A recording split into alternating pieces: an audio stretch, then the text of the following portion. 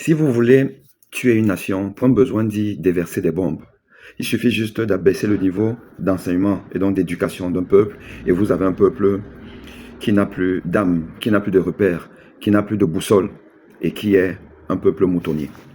Regardez cet internaute de TikTok qui répond à mon coup de gueule à propos d'un journaliste qui fait du bon boulot, comme j'ai dit, J.Rémi Ngono, mais qui fait beaucoup de dépassement de soi, ce que les gens appellent tautologue, qui parle de tout, et même des domaines aussi spécialisés que la médecine, avec des définitions des complexes qui sont quand même, des concepts qui sont quand même complexes, et en donnant de mauvaises définitions, de fausses informations. Et il va être suivi, parce qu'il est suivi par des millions de gens.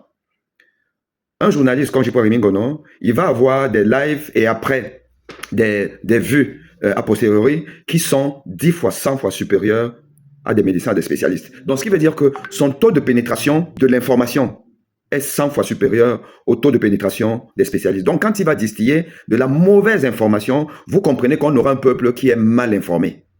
Et vous avez donc des individus qui se permettent de faire ce genre de réflexion et eux, de parler au nom du peuple. Ce monsieur parle au nom du peuple et demande à un autre citoyen comme lui de ne pas parler au nom de ce peuple.